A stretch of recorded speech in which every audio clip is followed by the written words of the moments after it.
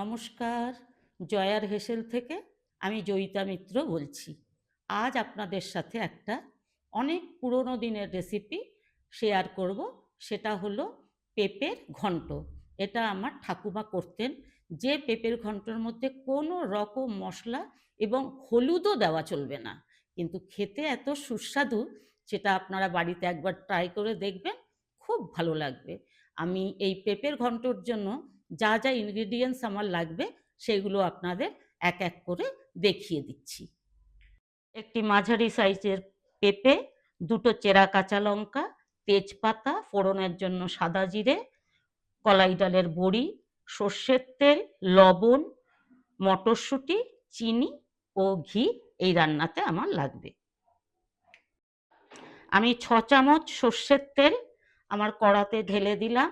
এবার কড়া গরম হয়ে যাওয়ার পরে আমি এই কলাই ডালের বড়িগুলো কড়াতে দিয়ে একটু ভেজে তুলে নেব।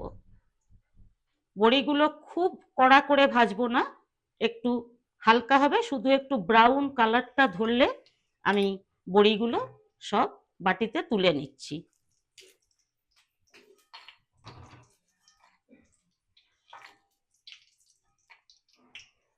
এবার ওই তেলের ভেতরই আমি সাদা জিরে, তেজপাতা ও কাঁচা লঙ্কা ফোড়ন দিয়ে এর মধ্যে দিয়ে সামান্য নাড়াচাড়া করে এই 500 গ্রাম ওজনের পেঁপেটাকে এইভাবে কুড়িয়ে নিয়েছি।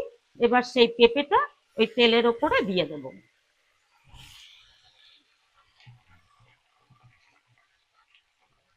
একদম মিহি করে কোড়ানো পেঁপে দিয়ে এটা হবে। এটাতে একটু জলও প্রয়োজন নেই, হলুদেরও কোনো প্রয়োজন নেই।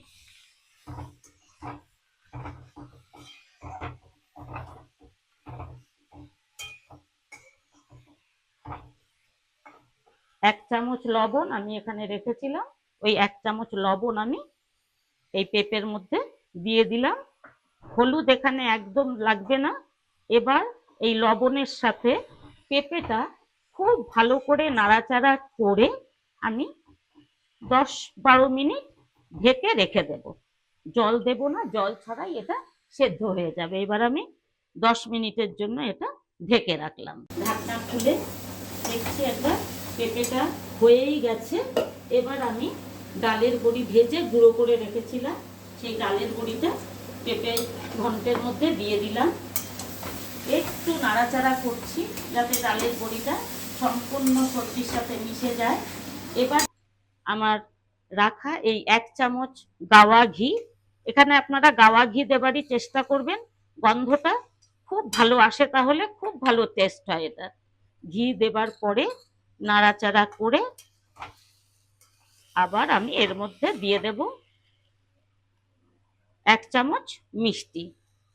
একদম এটা নিরামিষ রান্না তো, এটা একটু মিষ্টি না দিলে ভালো লাগবে না। আর যেহেতু পেঁপের একটা গন্ধ হয়, সেটা অনেকে পছন্দ করেন না, কিন্তু এইভাবে রান্না করে দেখবেন, খুব সুন্দর, বাড়িতে সবাই চেটে পুটে খেয়ে নেবে।